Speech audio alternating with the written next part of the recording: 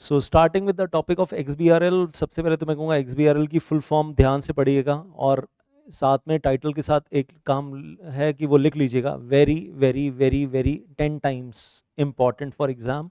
10 बार already exam में past में आ चुका है, 10 times already asked in the exam, तो दोबारा भी आ सकता है, तो 11th टाइम भी आ जाएगा। एक्सटेंसिव बिजनेस रिपोर्टिंग लैंग्वेज, और अगर आप ध्यान से देखोगे ये जो एक्स है और ये एक्स एक्सटेंसिव, हाँ इस ई को इग्नोर कर दोगे तो एक्सटेंसिव एक्स वो ले लिया इन्होंने स्टाइल बनाने के लिए, XBRL, and B is business, R is reporting, L is language, extensive business reporting language. अब जब हम ये टॉपिक पढ़ने जा रहे हैं तो इसमें कुछ क्वेश्चंस जो रेलिवेंट हैं, जो एकदम से दिमाग में आते हैं XBRL को लेकर। Question number 1, what is XBRL? Number 2, why XBRL? Number 3, which class or which category of companies are required to follow XBRL? And number 4, what is taxonomy? ये 4 questions के आंसर देंगे तो टॉपिक अपने आप में समझ में आ जाएगा। तो व्हाट इज XBRL? तो हम कहते हैं XBRL या एक्सटेंसिव बिजनेस रिपोर्टिंग लैंग्वेज एक सॉफ्टवेयर लैंग्वेज है for E filing of balance sheet, profit and loss account, board report, audit report along with that. तो क्या है? एक सॉफ्टवेयर लैंग्वेज है, extensive business reporting language. Extensive business reporting language is a kind of software language for the purpose of E filing of balance sheet, profit and loss account, board report, audit report, cash flow statement along with them, तो उसके लिए बनाई गई है। और इसको बनाने वाले लोग कौन थे? I will come back to this screen, मैं वापस आता हूँ स्क्रीन पे। इसको बनाने का श्रेय किसको जाता है, किन लोगों ने बनाई? तो वो अगर हम नेक्स्ट पेज पे देखते हैं, XBRL इंटरनेशनल इंक, ये 12 नहीं लिखा हुआ, इट इज़ नॉट 12। XBRL का X, इंटरनेशनल का I और इंक का I वो लिया गया।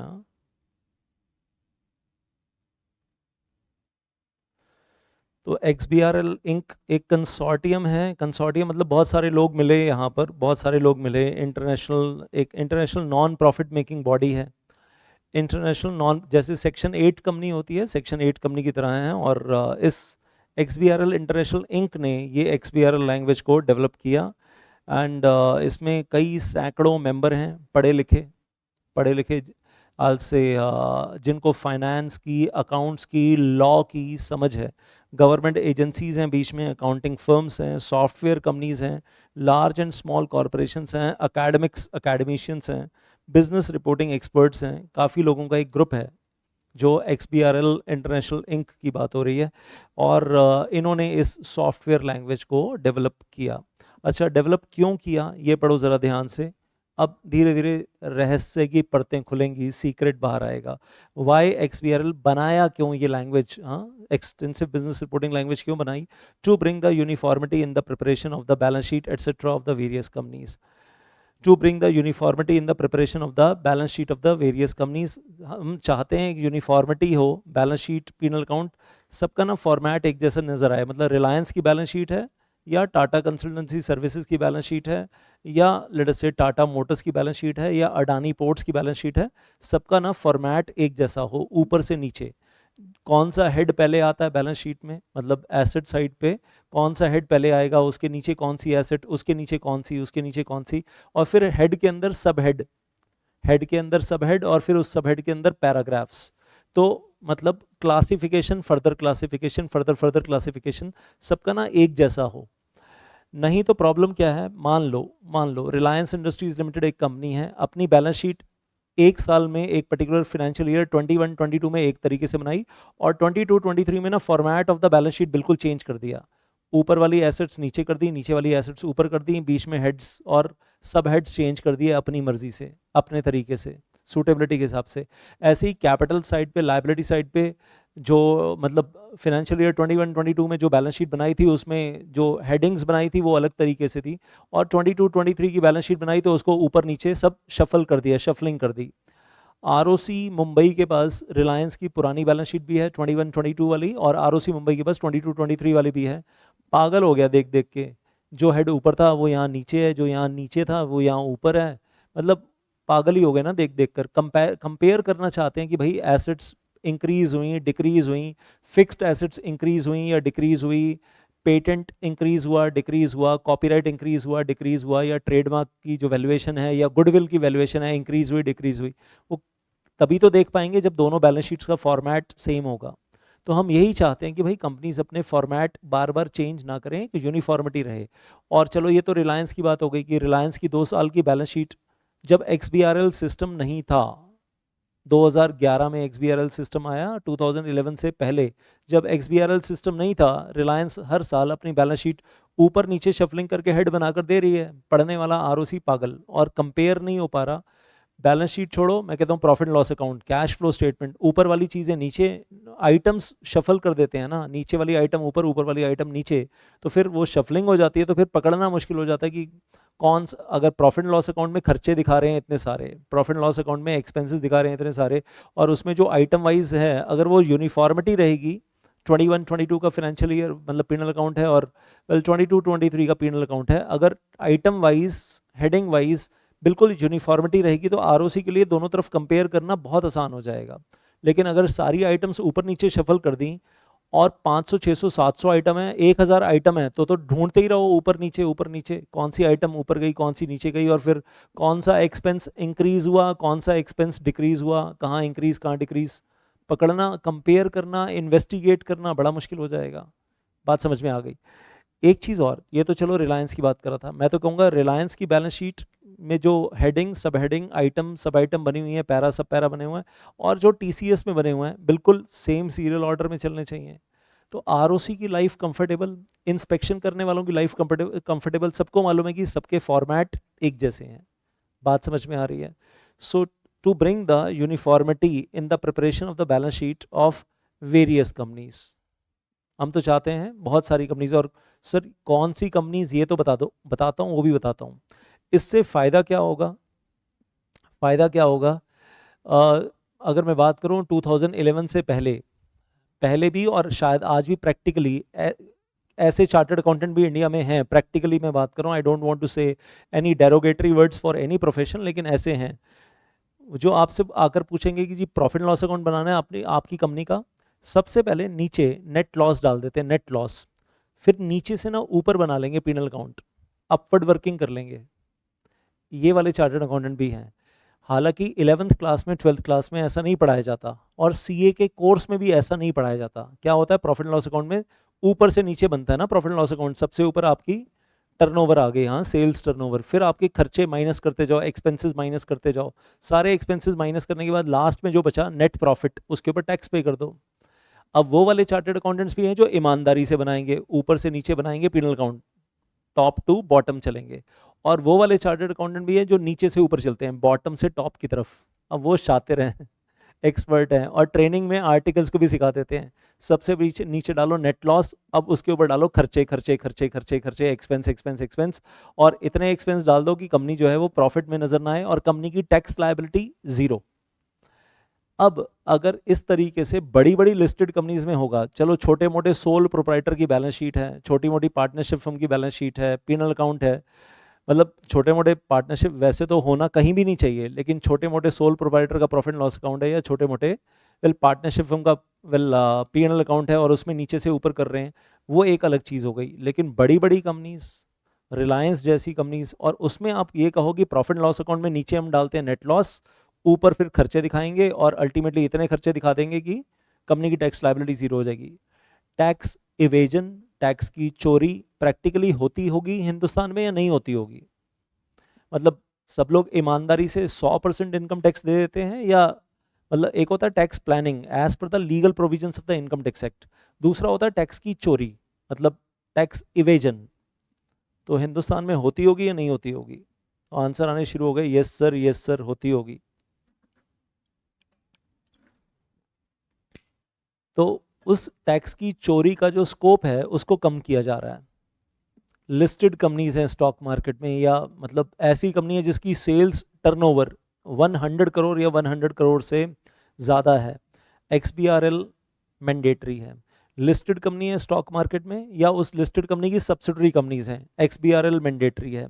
ऐसी कोई कंपनी है जिसकी टर्नओवर 100 करोड़ या 100 करोड़ से ज़्यादा है, XBRL मैंडेटरी है। ऐसी कोई कंपनी है जिसकी पेड अप कैपिटल 5 करोड़ या 5 करोड़ से ज़्यादा है, XBRL मैंडेटरी है। और फायदा क्या होगा अब, इसको हम मालूम है क्या बोलते हैं, वाटर टाइट या एयर टाइट सिचुएशन। हिलने का स्कोप खत्म, एयर टाइट सिचुएशन।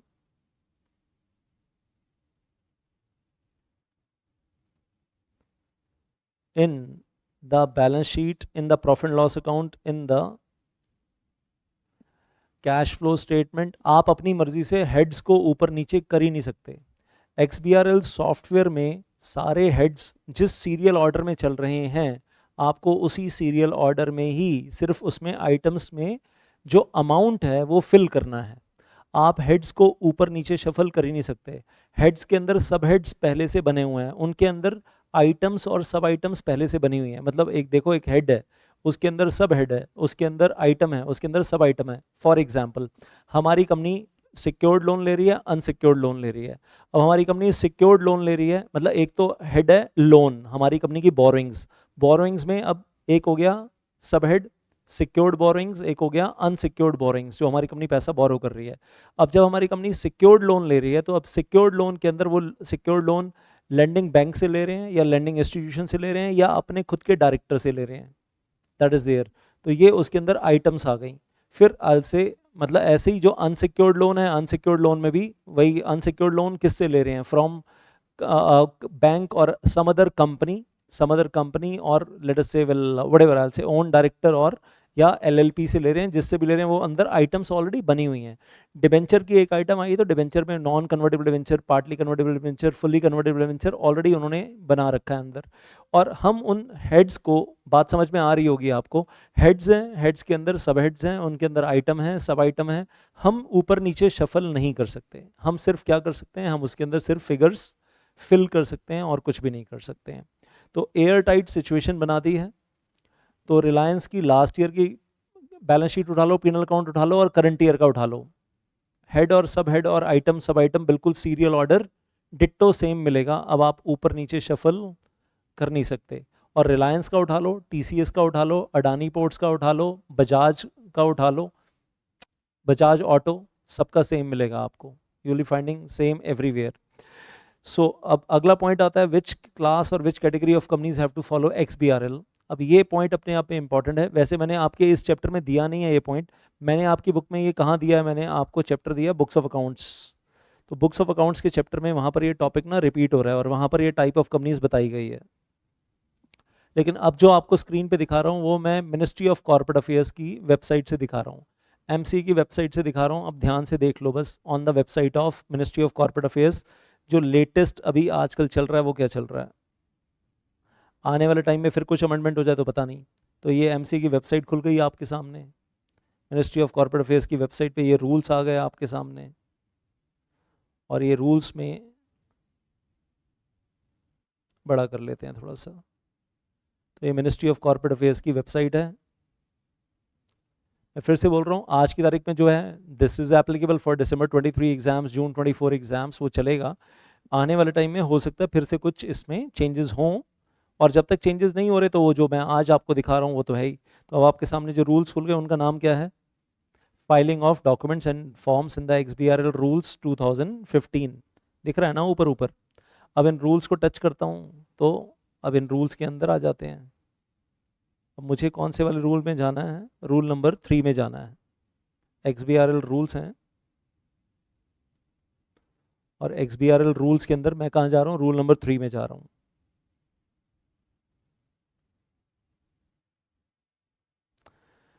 तो XBRL फाइल करना मैंडेटरी है।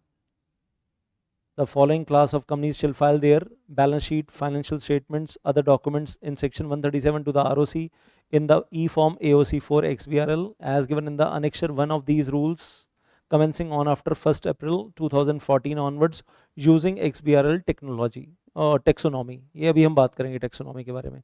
कौन सी कंपनीज हैं, अब ये तो MC की वेबसाइट पे सामने सामने दिख ही रहा है रूल नंबर 3 में। फर्स्ट कौन सी कंपनीज हैं, all listed companies, all companies listed with any stock exchange, national stock exchange, Bombay stock exchange पे जो लिस्टेड कंपनी है, listed company section 2 clause 52 and their Indian subsidiary companies. तो लिस्टेड कंपनी, अब मान लो Reliance industries limited, Reliance industries limited is a listed company, वो तो fall करेगी। रिलायंस की इंडिया में जो इंडियन सब्सिडरी है वो भी इसमें फॉल करेगी। फिर रिलायंस की कोई सब्सिडरी हांगकांग में है, वो इसमें फॉल नहीं करेगी। रिलायंस की कोई सब्सिडरी अमेरिका में है, कनाडा में है, वो भी इसमें फॉल नहीं करेगी। तो इंडियन सब्सिडरी कंपनीज, तो listed Indian companies, all companies which are listed with any stock exchange वो आ गई, plus their Indian subsidiary companies. Point number 1। Number 2, all companies having paid up capital of ₹5 crore और more. Point number 2 में अब मेरा एक सवाल है, अनलिस्टेड कंपनी है, अनलिस्टेड पब्लिक कंपनी और unlisted private company having a paid up capital of 5 crore और मोर, क्या इसमें आएगी या नहीं आएगी? पॉइंट नंबर 2 में तो सवाल ये है आपके लिए, अनलिस्टेड प्राइवेट कंपनी या unlisted public company?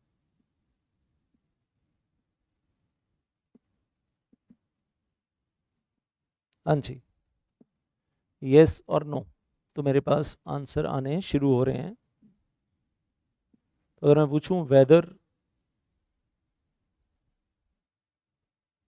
Unlisted private company और public company having paid up capital of 5 crore और more, paid up capital of ₹5 crore or more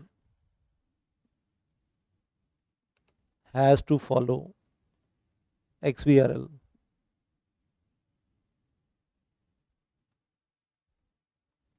has to comply XBRL rules, और क्या उनको अपनी बैलेंस शीट XBRL के हिसाब से बनानी पड़ेगी? तो आंसर आ रहा है yes sir, and the answer is yes, answer is yes.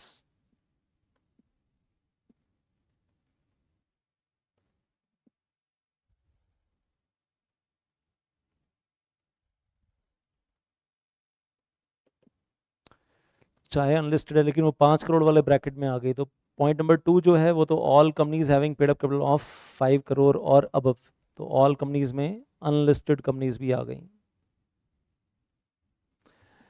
फिर next one, all companies having turnover of ₹100 crore और अबव, इसमें भी अनलिस्टेड कंपनीज भी आ गई जिनकी टर्नओवर 100 करोड़ या 100 करोड़ से ज़्यादा है, वो भी आ गई यहाँ पर। तो अगर मैं उसी क्वेश्चन को चेंज कर दूँ, सेम क्वेश्चन,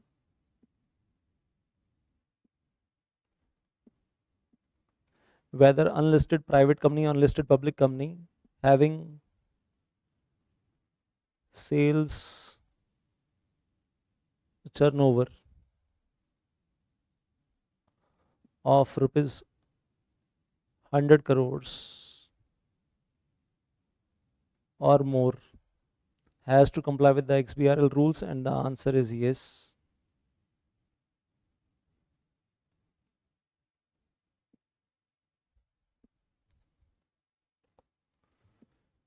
अब एक सवाल और है, a listed company having the turnover of less than 5 crore, turnover of less than 100 crore,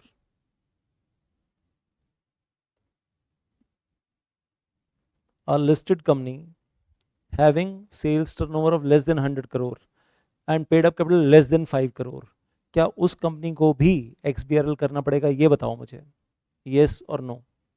listed company है, टर्नओवर 100 करोड़ से कम है, पेड अप कैपिटल 5 करोड़ से कम है, क्या उसको भी XBRL करना पड़ेगा? यस और नो। तो आंसर आ गया यस सर, करना पड़ेगा, क्योंकि कंपनी लिस्टेड कंपनी है, बात खत्म हो गई। चाहे टर्नओवर कितनी भी हो, चाहे पेड अप कैपिटल कितनी भी हो, वो रेलिवेंट नहीं है, दैट इज नॉट रेलिवेंट। तो लिस्टेड कंपनी है, लिस्टेड कंपनी होना ही काफ़ी है, और लिस्टेड कंपनी और उसकी इंडियन सब्सिडरी, इनकी पेड अप कैपिटल चेक नहीं करेंगे। पॉइंट नंबर 1 में जो है, इनकी पेड अप कैपिटल चेक नहीं करेंगे, इनकी टर्नओवर चेक नहीं करेंगे। लिस्टेड कंपनी का ठप्पा लगा है तो करना पड़ेगा, इंडियन सब्सिडरी का ठप्पा लगा है तो करना पड़ेगा। अच्छा, फिर कह रहे हैं एक चीज़ और, all companies which were covered in the old rules companies filing of documents in the XBRL 2011 rules, ये जो आप पढ़ रहे हो ये 2015 वाले रूल्स पढ़ रहे हो, लेकिन अभी यहाँ पर किसकी बात हो रही है, 2011 वाले जो रूल्स थे उसमें जो कंपनीज पहले हुआ करती थी. Now I will open that once again over here, just a सेक.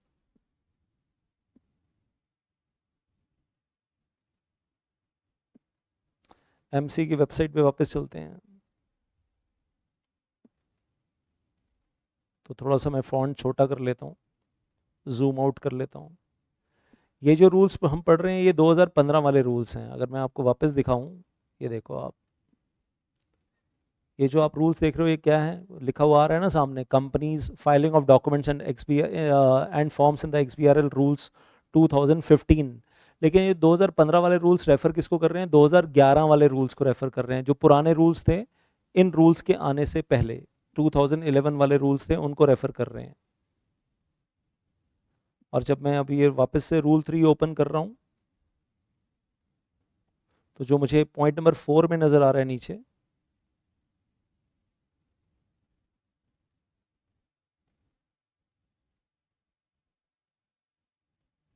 अच्छा नहीं नहीं नहीं, sorry sorry sorry sorry sorry sorry sorry, यहाँ जो पॉइंट नंबर 4 में वो नीचे अमेंडमेंट से पहले था, वो अमेंडमेंट से पहले की लैंग्वेज थी, वो रूल्स 2011 मेंशन कर रहे थे. अब यहाँ पर क्या मेंशन कर रहे हैं, now this is the present language. अब ये पूरी सामने सामने नजर आ रही है.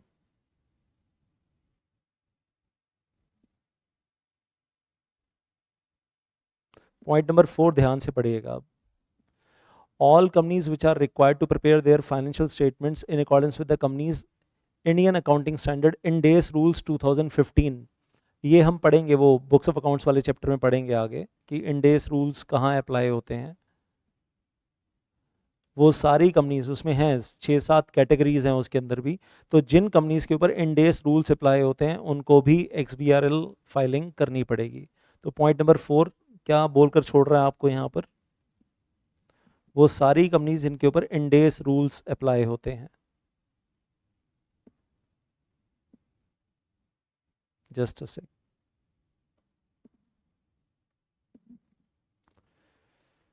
तो फर्स्ट 3 कैटेगरीज वो समझ में आई गई थी हमें कि फर्स्ट 3 कैटेगरीज क्या हैं, और चौथी कैटेगरी अब आपको दिख रही है यहाँ पर. फर्स्ट 3 कैटेगरीज मैंने फॉन्ट थोड़ा छोटा कर दिया लेकिन देख तो लिया आपने. यहाँ companies which are listed, number 1 listed companies, repeat कर लेते हैं, and their Indian subsidiaries. Number 1. Number 2, unlisted companies having a paid up capital of 5 crore or more. Number 3, unlisted companies having a turnover of rupees 100 crore or more. और category 4 कौन सी companies हैं, वो सारी companies जिनको अपनी balance sheet बनानी है, पिनल अकाउंट बनाना है एज पर कंपनीज इंडेस रूल्स 2015. मैं लिख देता हूँ यहाँ पर, companies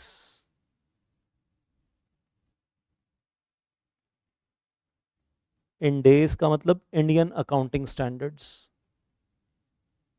rules 2015.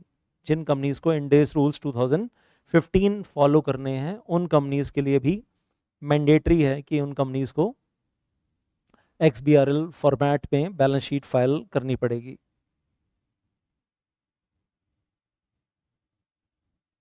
So coming back into this,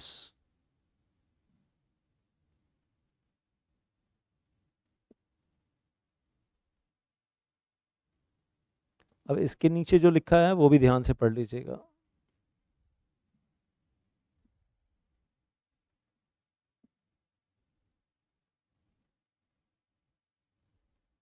ये इसके नीचे वाला पार्ट, इस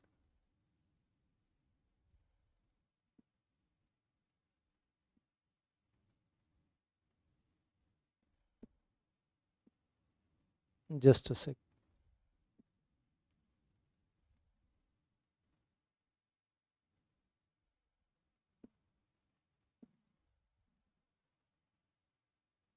हाँ जी. अब यहाँ थोड़ा सा बाइफर्केशन दे रहे हैं. ये कह रहे हैं कि वो कंपनीज जो अपनी फाइनेंशियल स्टेटमेंट्स बना रही हैं as per company accounting standard rules 2006, उनको टेक्सोनॉमी फॉलो करनी है as per annexure 2 of these rules. और वो कंपनीज जो अपनी फाइनेंशियल स्टेटमेंट्स बना रही हैं as per Indian accounting standard 2015, उनको टेक्सोनॉमी फॉलो करनी है as per annexure 2A. Provided further that, ये कुछ एक्सेप्शंस है, हम बात करेंगे। कुछ लोगों को टेक्सोनॉमी फॉलो नहीं करनी, very important for exam. Non banking financial companies को टेक्सोनॉमी फॉलो नहीं करनी और उनको XBRL फॉलो नहीं करना। हाउसिंग फाइनेंस कंपनीज को XBRL फॉलो नहीं करना। Companies engage in the business of banking, उनको XBRL फॉलो नहीं करना। इंश्योरेंस कंपनीज को XBRL फॉलो नहीं करना। तो 4 एक्सेप्शंस हैं। व्हाट आर द 4 एक्सेप्शंस, लिख लेते हैं इसको। NBFCs, housing finance companies, banking companies or insurance companies, even if their paid up capital is 5 crore or more, even if their turnover is 100 crore or more, even if they are listed companies. तो 4 exceptions of XBRL, और वो 4 exceptions क्या हैं?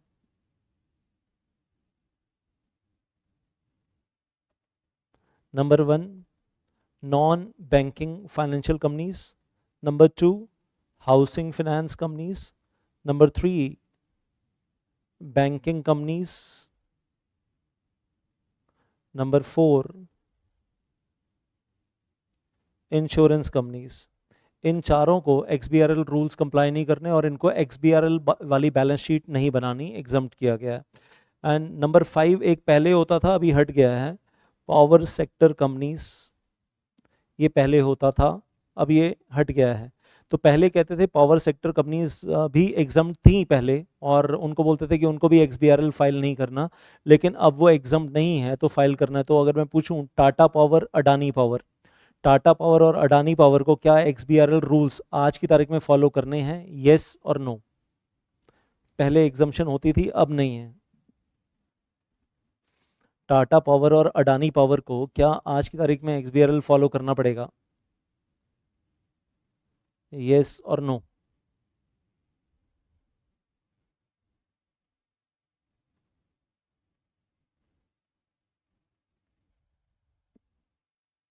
Answer is yes, very good. अब सुनो जरा एक चीज ध्यान से, इनको एग्जम्प्ट करने के पीछे लॉजिक है, क्या कारण है? नॉन बैंकिंग फाइनेंशियल कंपनीज हैं, RBI एक्ट ऑलरेडी इनके ऊपर लगता है, तो इनके RBI ने ऑलरेडी इनके लिए नॉर्म्स बना रखे हैं। हाउसिंग फाइनेंस कंपनीज हैं, तो ये भी housing, NHB, national housing board, और RBI दोनों इनको रेगुलेट करते हैं, तो इनके लिए फॉर्मेट ना अलग से बना रखे हैं। बैंकिंग कंपनीज है तो बैंकिंग रेगुलेशन एक्ट अप्लाई होता है, banking regulation act 1949। Insurance companies है तो इंश्योरेंस एक्ट 1938 अप्लाई होता है। और ये कंपनीज तो अपनी बैलेंस शीट अपने एक्ट में जो फॉर्मेट दिया गया है उसके हिसाब से बनाती हैं, ये तो शेड्यूल 3 भी फॉलो नहीं करती हैं।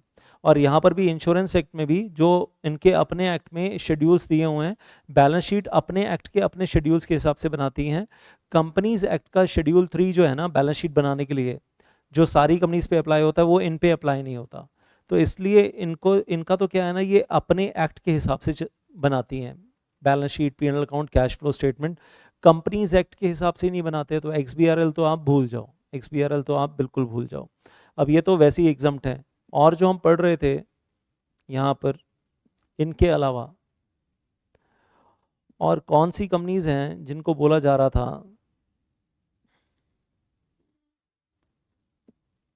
कि फॉलो तो करना है XBRL, लेकिन अनेक्सर 2 वाली टेक्सोनॉमी, टेक्सोनॉमी का मतलब वही हेड्स, हेडिंग, सब हेडिंग, आइटम, सब आइटम, पैरा, सब पैरा जो बनाना है वही टेक्सोनॉमी है। हेड्स जो बनाए जाते हैं that is taxonomy language.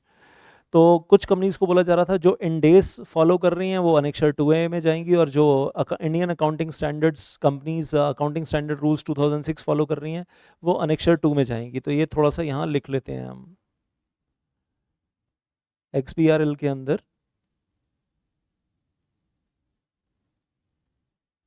the companies which follow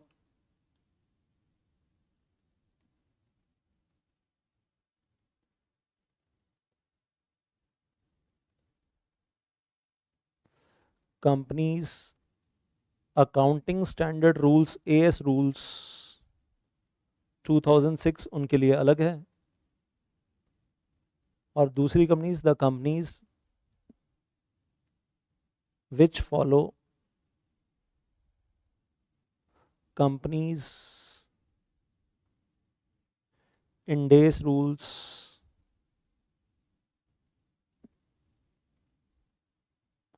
2015 तो उनके लिए अलग है। अब ये जो फर्स्ट कंपनी है they shall follow the taxonomy as per annexure 2 of these rules. यही दिया हुआ है, just above this. They shall file the statements using the taxonomy provided in the annexure 2, जो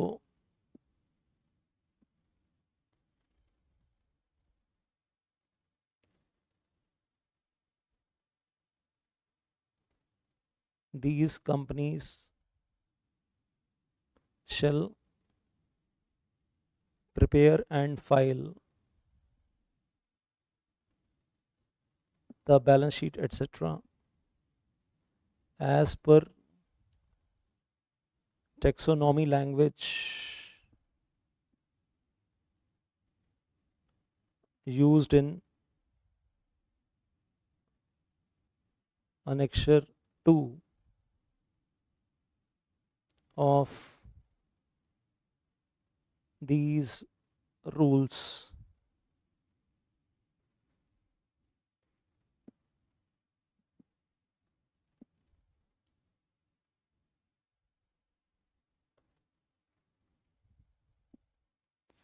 और दूसरी साइड पे जो कंपनीज हैं they have to follow the अनेक्शर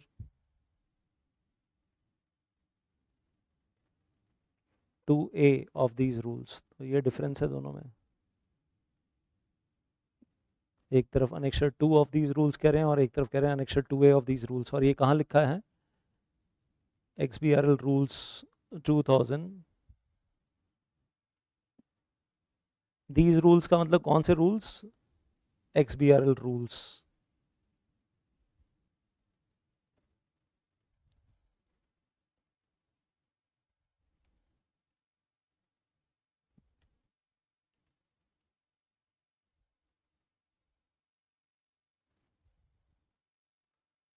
These rules का मतलब XBRL rules.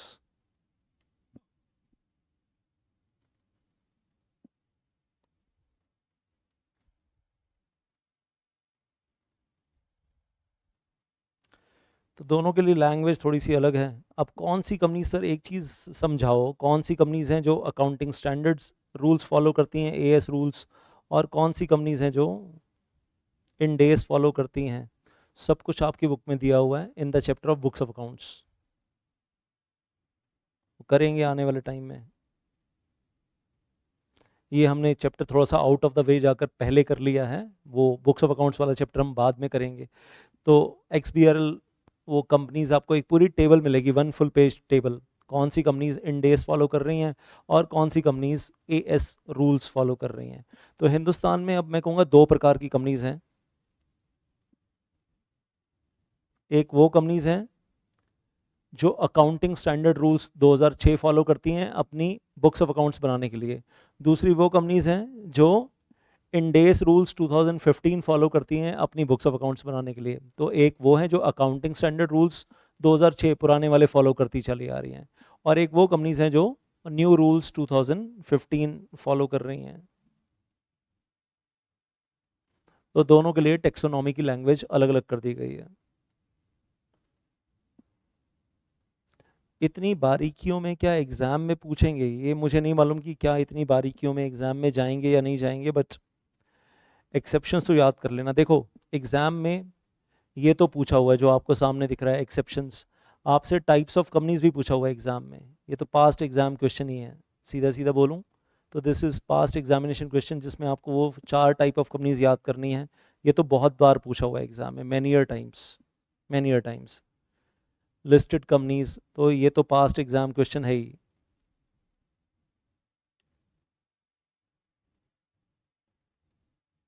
और एक बार नहीं बहुत बार, कि बताइए वो 4 टाइप की कंपनीज कौन सी हैं जिनको XBRL फॉलो करना होता है, कई बार पूछा है.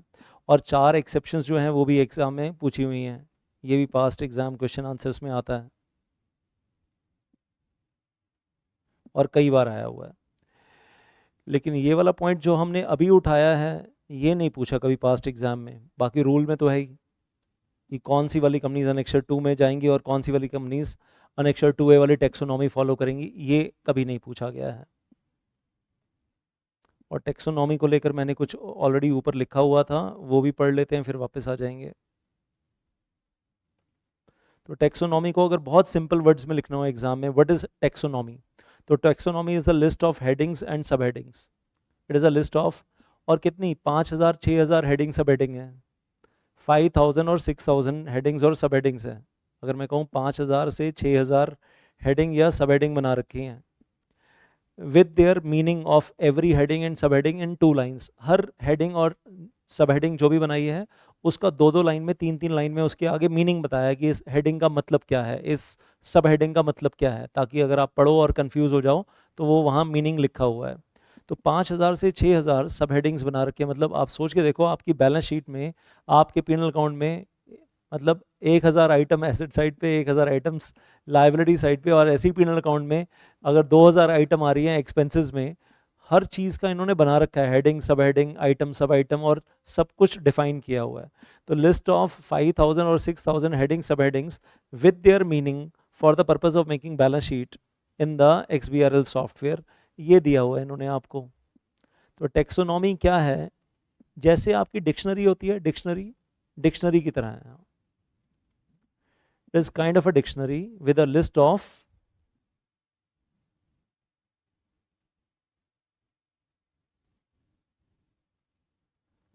5,000 to 6,000 headings and sub headings along with their meanings. और एक चीज़ बताऊं, प्रैक्टिकल लाइफ की बात करें, रियल लाइफ में ऑल ओवर इंडिया जितनी भी बड़ी बड़ी लिस्टेड कंपनीज हैं, रिलायंस ले लो या कोई भी ले लो, ये XBRL यूज़ करने की जो आदत है, प्रैक्टिकल लाइफ में देखा गया है 80% काम क्वालिफाइड कंपनी सेक्रेटरीज कर रहे हैं XBRL में, 20% काम चार्टर्ड अकाउंटेंट्स कर रहे हैं। नहीं तो चार्टर्ड अकाउंटेंट सिर्फ क्या करते हैं, जैसे पुरानी आदतें हैं ना, टैली में काम करते हैं, टैली सॉफ्टवेयर में, और कहना चाहिए कि they work in the excel sheets. Excel sheet में बैलेंस शीट बना दी, टैली में बना दी और बनाकर कंपनी सेक्रेटरी को दे दी। और कंपनी सेक्रेटरी क्या करता है, वो टैली से, टैली में जो बैलेंस शीट मिली है या जो XBRL में मिली है, सॉरी उसमें एक्सेल शीट में मिली है, वहाँ से डेटा कॉपी पेस्ट करता है, वहाँ से डेटा उठाना और उसको XBRL में डालना।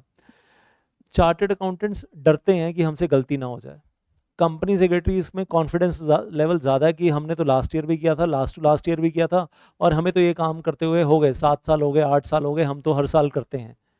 तो चार्टर्ड अकाउंटेंट से बैलेंस शीट और प्रॉफिट एंड लॉस अकाउंट ले लिया एक्सेल शीट के अंदर, और फिर वहाँ से एक्सेल शीट से उठाकर XBRL में उसको ट्रांसफ़र करने का काम 80% प्रैक्टिकली इंडिया में, 80% ये काम कंपनी सेक्रेटरीज कर रहे हैं। और बढ़िया काम है, मतलब दिमाग वाला काम है, कहीं कुछ गलत नहीं होना चाहिए। तो टेक्सोनॉमी पढ़ने की आदत और टेक्सोनॉमी अपडेट करने की आदत जितनी हमें है उतनी और किसी को नहीं है। अब मैं रूल में वापस आ रहा था, वेल रूल के अंदर कुछ बचा हुआ पार्ट है हमारे पास अभी, वो देख लें। The companies which have filed their balance sheet, the companies which have filed their financial statement balance sheet once in the sub rule 1, एक बार जो कंपनी XBRL फाइलिंग जिसने कर दी, it shall continue to file their financial statement balance sheet in future in XBRL always in all the succeeding years, even though the company may not fall in the above class of companies well as such। तो क्या बोल रहे हैं आपको, एक बार आपकी company फंस गई ना XBRL में, once the company has filed the balance sheet in the XBRL, then in future the company will always file the balance sheet in the XBRL even if the company is not covered in the given class of companies in the rule 3 over there। तो अगर company उस class में future में fall नहीं भी करेगी, एक बार XBRL में फाइल कर दी तो फिर मरते दम तक कंपनी वाइंडिंग अप में जाने तक XBRL में ही फाइल करेगी। तो once a company files balance sheet etcetera in XBRL format,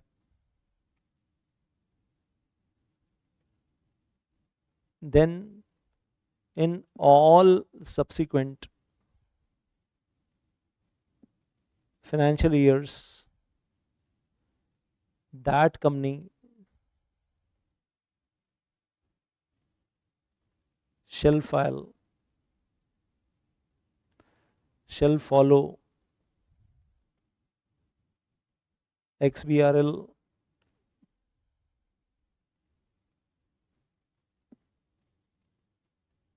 format even if the company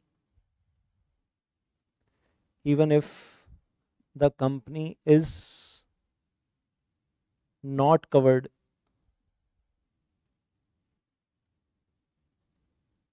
in these rules in the subsequent financial years. आने वाले फाइनेंशियल ईयर्स में चाहे कंपनी इन रूल्स में कवर ना हो तो भी कंपनी को फ्यूचर में एक्सबीआरएल फाइल करना पड़ेगा till it's winding up. Give me a thumbs up. समझ में आ गया कि एक बार कंपनी एक्सबीआरएल में फंस गई तो फंस गई और फिर फ्यूचर में हमेशा एक्सबीआरएल में फंसी रहेगी, फिर कभी निकलने का मौका नहीं मिलेगा. ये पॉइंट भी पास्ट एग्जाम में आ चुका है, पास्ट एग्जामिनेशन क्वेश्चन आंसर्स में आ चुका है. और सबसे नीचे वाली लाइन में क्या बोल रहे हैं वो भी देख लीजिएगा. Bottom line, thank you very much. Bottom line, the companies which have filed their financial statements under the erstwhile rules namely old rules 2011, वो कंपनीज जिन्होंने ये रूल्स आने से पहले एक्सबीआरएल रूल्स 2015 आने से पहले पुराने वाले एक्सबीआरएल रूल्स 2011 में एक्सबीआरएल फाइलिंग की थी, they shall continue to file their financial statements in XBRL in future also even if they do not fall in these rules. मतलब ये पांचवी कैटेगरी हो गई आपके पास. पांचवी कैटेगरी वो कंपनी जिसने एक्सबीआरएल रूल्स 2011 में एक बार एक्सबीआरएल फाइलिंग कर दी, उनको आज भी एक्सबीआरएल फाइलिंग करनी पड़ेगी एक्सबीआरएल रूल्स 2015 आने के बाद, और फ्यूचर में भी एक्सबीआरएल फाइलिंग करते रहेंगे हमेशा, always till it's winding up. मतलब जो कंपनी एक बार फंस गई तो फंस गई. ये बॉटम लाइन में नीचे दिया हुआ है. तो आप चाहो तो कह सकते हो ये पांचवी कैटेगरी हो गई आपके पास. चार कैटेगरीज ऊपर हो गई थी, सेकंड, थर्ड, फोर्थ, और ये हो गई fifth. The company which did XBRL filing in XBRL rules 2011, वो फिफ्थ कैटेगरी हो गई आपके पास because of this rule 3 sub rule 3. तो looking at the MC website once again, अभी एमसी की वेबसाइट पे हम वापस आ गए हैं.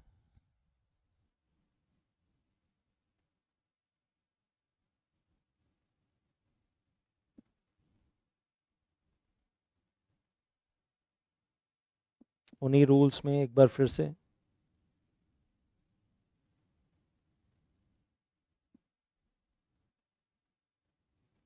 यही आपके सामने फिर से वो एक्सबीआरएल रूल्स हैं on the website of MCA. Touching upon that, और ये सब कुछ कहाँ से निकल कर आ रहा था? Rule 3, rule 3, rule 3. तो ये सब हमने कहाँ पढ़ा? रूल 3 के अंदर पढ़ा. Rule 3 of XBRL rules. अब आपको एक दो चीज़ें और दिखाने जा रहा हूँ. तो टाइप्स ऑफ कंपनीज की बात कर रहे थे कि which is the type of company. तो वो टाइप ऑफ कंपनी या क्लास ऑफ कंपनी कहाँ दिया गया है? कहाँ दिया गया है? Rule 3 of XBRL rules 2015.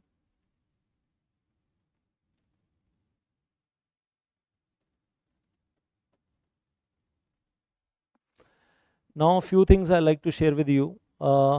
Over here ministry of corporate affairs की वेबसाइट पे जाते हैं कि भाई ये XBRL का सॉफ्टवेयर हमें मिलेगा कहाँ से, XBRL सॉफ्टवेयर में फाइलिंग करनी है कैसे मिलेगा.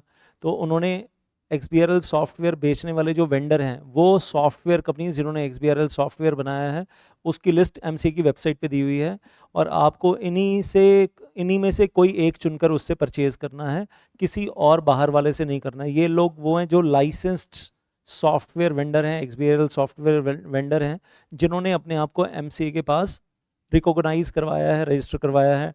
Adapt Infoways private limited, Alpha Bricks, Arrive ग्रू, Beyond Square and so on.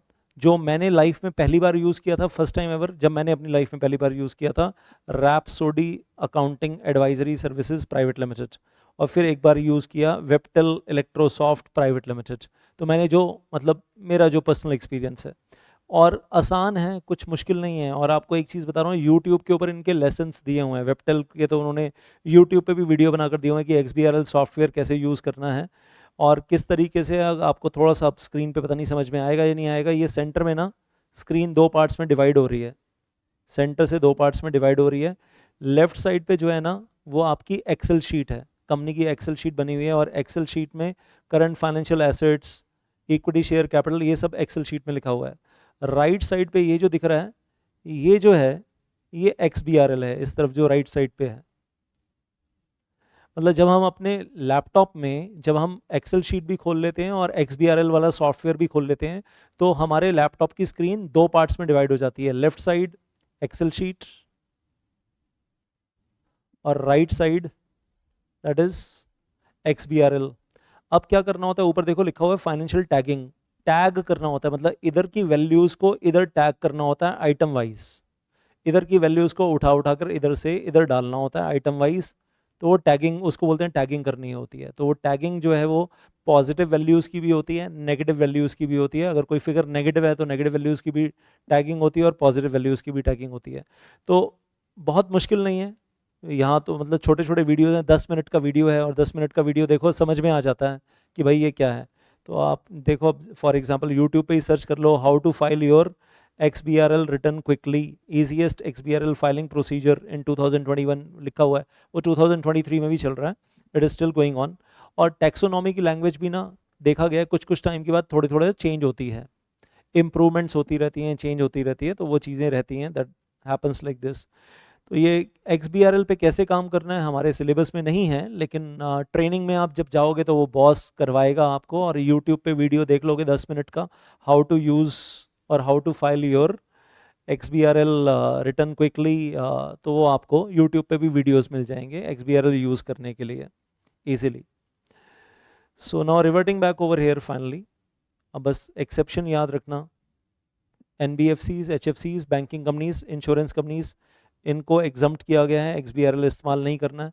तो अगर मैं कहूँ HDFC bank, ICICI bank is a listed company, क्या उनको XBRL यूज़ करना है? PNB housing finance limited is listed company, क्या XBRL यूज़ करना है? ऐसे ही अगर मैं बोलूँ SBI लाइफ इंश्योरेंस कंपनी, क्या उनको XBRL यूज़ करना है? सभी आंसर में no no no no no. Bajaj finance, Bajaj Finserv, क्या XBRL यूज़ करना है? No no. तो housing finance companies, non banking financial companies, banking companies, insurance companies, चाहे वो लिस्टेड हैं, चाहे उनकी पेड अप केवल 5 करोड़ या उससे ज़्यादा है, टर्नओवर 100 करोड़ या 100 करोड़ से ज़्यादा है, XBRL यूज़ नहीं करना है। और फिर फाइनली हम बात कर रहे थे, अब ये आगे लैंग्वेज वगैरह आपको दी गई है, last final formality here. XBRL जो है information is not treated as a static block, XBRL में जो लैंग्वेज है वो स्टैटिक ब्लॉक नहीं है। यहाँ पर लाइबिलिटीज़ को हम इस तरीके से मार्कअप टैग दे देते हैं, यूनिक आइटम्स बना रखी हैं, कंप्यूटर रीडेबल लैंग्वेज है, it is a computer readable language. और वेल आपने शायद कभी ईमेल्स में भी ऐसे लेस देन इक्वल टू और ग्रेटर देन इक्वल टू का साइन यूज़ किया होगा, हाँ? तो इस तरीके का मार्कअप टैग लगा दिया जाता है। XBRL एक इंटेलिजेंटली मेड कंप्यूटर लैंग्वेज है जिसमें पॉजिटिव वैल्यूज़ को भी पढ़ा जाता है, नेगेटिव वैल्यूज़ को भी पढ़ा जाता है। तो XBRL tags are formed in universally accepted way, और इस तरीके के टैग्स हैं जो अमेरिका में भी एक्सेप्ट होते हैं, ऑस्ट्रेलिया में भी एक्सेप्ट होते हैं, यूरोप में भी एक्सेप्ट होते हैं, इंडिया में भी एक्सेप्ट होते हैं। मतलब इस तरीके से बनाए गए यूनिवर्सली एक्सेप्टेड टैग्स हैं।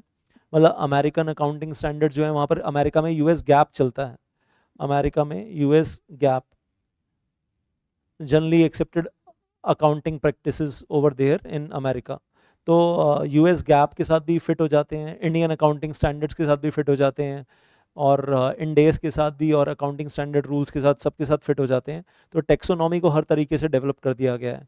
तो XBRL टेक्सोनॉमी मैंने आपको बताया, इट इज़ वही हेडिंग्स और सब हेडिंग्स की एक लंबी सी लिस्ट है जिसमें 5000 या 6000 आइटम्स हैं, और वो कंप्यूटर रीडेबल हैं। डिक्शनरी आपको XBRL की मिल जाती है, जिसका भी आप सॉफ्टवेयर परचेज करोगे वो आपको XBRL डिक्शनरी साथ में प्रोवाइड कर ही देगा, he will provide the XBRL dictionary. और यहाँ तक कि आप उनको अपने ऑफिस बुलाओगे ट्रेनिंग के लिए, एक बार सिखाने के लिए आ जाओ तो आ जाएंगे। अपना उनको अपना सॉफ्टवेयर बेचना है, उनको अपना सॉफ्टवेयर बेचना है तो आपके ऑफिस भी आ जाएंगे। और सॉफ्टवेयर में कॉम्बो पैक्स में भी बेचा जाता है, आपको एक बार प्रैक्टिकली दिखा देता हूँ चाहे यहाँ पर।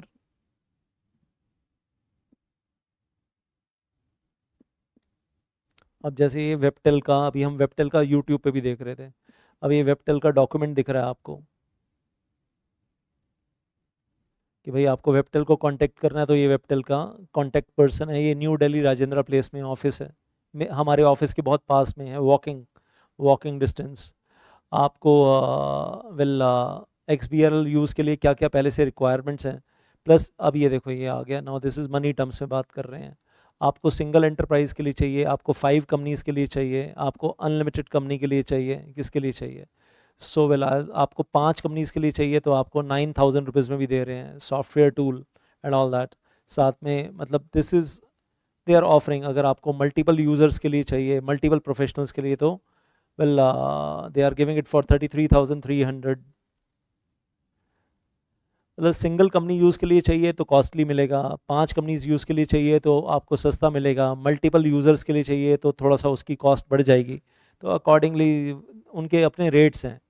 अब आपको वो अपना सॉफ्टवेयर भी प्रोवाइड करेंगे और सॉफ्टवेयर के साथ साथ वो आपको अपनी ट्रेनिंग भी प्रोवाइड करेंगे, they will provide the training also आपके ऑफिस में आकर। उनको अपना सॉफ्टवेयर बेचना है, उनको आपके साथ, आपकी कंपनी के साथ एक लॉन्ग टर्म रिलेशनशिप बनाना है, लॉन्ग टर्म रिलेशनशिप, ताकि आप उनसे हर साल सॉफ्टवेयर परचेज करो। और आपकी ग्रुप कंपनीज़ हैं, आपके ग्रुप में 50 कंपनीज़ हैं, तो पता चला आपने 5 कंपनीज़ के 10 पैक खरीदे हैं उनसे, total 10 packs of 5 companies each, तो you are giving a good business to them.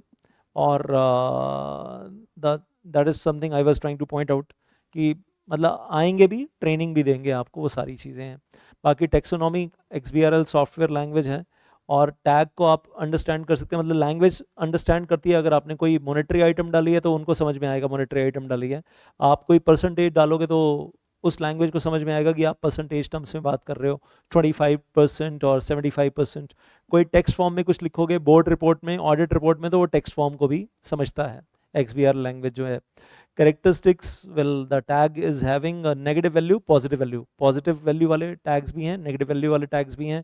Characteristics पहचानता है वो जो टेक्सोनॉमी है। Relationship to the other items, debt equity ratio निकालनी है, ग्रॉस प्रॉफिट रेशियो निकालनी है, नेट प्रॉफिट रेशियो सब कैलकुलेट करना भी जानता है। और बैकएंड पे अपने आप कुछ इन्फॉर्मेशन जनरेट कर लेता है, कुछ इन्फॉर्मेशन आप फीड कर रहे हो, आपने डेट भी डाल दिया, इक्विटी भी डाल दी, लेकिन आपने डेट इक्विटी रेशियो कैलकुलेट नहीं की, उस सॉफ्टवेयर ने अपने आप बैकएंड पे additional date equity ratio calculate करके रख लिया, मेटा डेटा बैकएंड पे अपने आप क्रिएट करके रख लेता है। और फिर टैक्सोनॉमीज जो हैं वो डिफर करती हैं रिपोर्टिंग पर्पस के लिए, और हम कह रहे हैं ऑब्वियसली इंडिया में अगर आप एक बैलेंस शीट बना रहे हो कंपनी लॉ के पर्पस के लिए, इनकम टैक्स एक्ट के पर्पस के लिए, सेबी के पर्पस के लिए, हो सकता है आपकी 2-3 रिक्वायरमेंट्स अलग अलग हों। तो आपने टेक्सोनॉमी बेस्ड बैलेंस शीट बना ली है, अगर आप सिर्फ उसमें ये पूछो डाल दो कि हमें ROC फाइलिंग के लिए चाहिए, तो बैलेंस शीट का फॉर्मेट अलग हो जाएगा। इनकम टैक्स फाइलिंग के लिए चाहिए तो फॉर्मेट अलग, टेक्सोनॉमी अलग टाइप की है। सेबी फाइलिंग के लिए चाहिए तो अपने आप अलग कर देगा। तो आपकी लीगल रिक्वायरमेंट्स के हिसाब से एक बार आपने डेटा फीड कर दिया सारा का सारा अपनी कंपनी का, बैलेंस शीट का, P&L अकाउंट का, तो आपको 3-3 बैलेंस शीट बनाकर दे देगा, डिपेंडिंग अपॉन कि आपको किस रिक्वायरमेंट के लिए चाहिए। वो रिक्वायरमेंट डालो तो आपकी ही लीगल रिक्वायरमेंट के हिसाब से आपको फॉर्मेट बनाकर दे देगा, दैट इज़ देयर। तो और अगर मान लो कि इंडियन कंपनी अमेरिका में कुछ ADR GDR इशू करने जा रही है, उनकी रिक्वायरमेंट के हिसाब से चाहिए ADR GDR इशू करना है, तो अमेरिकन स्टॉक एक्सचेंज पे फाइल करना है, आप वो डालो कि हमें अमेरिकन स्टॉक एक्सचेंज के ऊपर फाइल करना है, तो आपकी बैलेंस शीट की फिर से शक्ल चेंज करके US गैप के हिसाब से तैयार करके दे देगा, ताकि आपको मैनुअली ज़्यादा एफर्ट नहीं करनी पड़ेगी। मतलब एक बार आपने डेटा फीड कर दिया अपना सारा ईमानदारी के साथ, तो उसके बाद आप सिर्फ रिक्वायरमेंट बताओ और वो डिफरेंट टेक्सोनॉमीज़ के हिसाब से और डिफरेंट नेशनल अकाउंटिंग स्टैंडर्ड्स के हिसाब से बैलेंस शीट के अलग अलग फॉर्मेट बनाकर दिखा देगा। इंडियन रिक्वायरमेंट के हिसाब से, अमेरिकन रिक्वायरमेंट के हिसाब से, आपको जहाँ जिस देश में, जिस कंट्री में, जिस अथॉरिटी के पास फाइल करना है उसके हिसाब से बनवा लो आप, तो they will do. Benefit of XBRL language क्या है? एक्यूरेसी। फ्रॉड्स का स्कोप खत्म हो गया, फ्रॉड्स का स्कोप खत्म हो गया, क्योंकि फॉर्मेट जो है वो एयर टाइट फॉर्मेट बन गया, वाटर टाइट, एयर टाइट, जिसको आप अपनी मर्जी से हिला नहीं सकते अब। So accurate handling of data, that is the biggest benefit of XBRL। बाकी आप पढ़ लेना अपने आप, मेरे बताने वाला कुछ नहीं है। और लास्ट में एक टॉपिक है सेंट्रल स्क्रूटनी सेंटर, और ये सेंट्रल स्क्रूटनी सेंटर एक नया कॉन्सेप्ट आया है जो पहले नहीं हुआ करता था 2021 में। और इसमें कह रहे हैं कि कुछ forms, central government has establish central scrutiny centre, क्यों? To carry out the scrutiny of straight through process e forms, कुछ फॉर्म्स को STP प्रोसेस में डाला गया है, स्ट्रेट थ्रू प्रोसेस में डाला गया है। और CSC का फंक्शन रहेगा, shall function under the administrative control of e governance of the ministry of corporate affairs cell. E governance cell of the ministry of corporate affairs के अंदर रहते हुए वो काम करेंगे। It shall carry out the scrutiny of the aforesaid forms. Aforesaid forms का मतलब STP forms, straight through process, कुछ फॉर्म्स को स्ट्रेट थ्रू प्रोसेस फॉर्म्स का नाम दिया जाएगा और वो forms E governance cell of ministry of corporate affairs में डायरेक्टली चले जाएंगे। ROC के पास जाने की जरूरत नहीं है, मतलब उनको एनालाइज करने के लिए e governance cell of ministry of corporate affairs में चले जाएंगे और वहीं उनकी स्क्रूटनी होगी and forward the findings thereon wherever required to the concerned jurisdictional ROC। अगर ROC को बताने के लिए कुछ होगा तो e governance cell of MCA खुद बता देगा। For the further necessary action and the rules made thereunder, तो कंपनी फाइल करेगी STP फॉर्म किसके पास? कंपनी फाइल करेगी STP form e governance cell of ministry of corporate affairs के पास। और अगर कुछ फर्दर बताने वाला होगा ROC को तो अपने आप बता दिया जाएगा, इन्फॉर्म कर दिया जाएगा। Inform the findings to jurisdictional ROC। Jurisdictional ROC मतलब उस स्टेट का ROC, to the state ROC अगर कुछ करवाना है, कुछ फाइंडिंग्स हैं उसके अंदर, और state ROC will take further action against the company, will take further action against the company, जो भी ईमेल भेजनी है, इंस्पेक्शन करना है, जो भी करना है, will take further action on such form, जो भी और एड ऑन इंफॉर्मेशन मंगवानी होगी।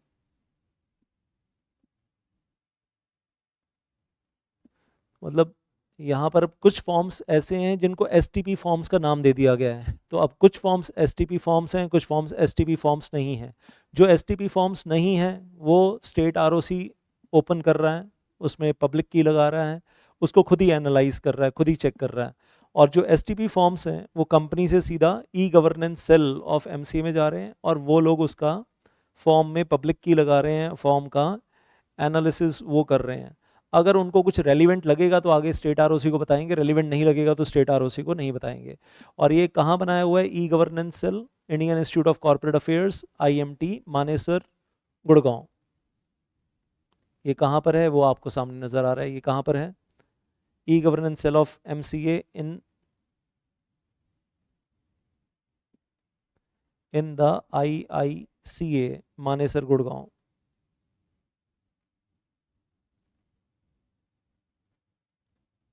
The chapter is over. Thank you so much.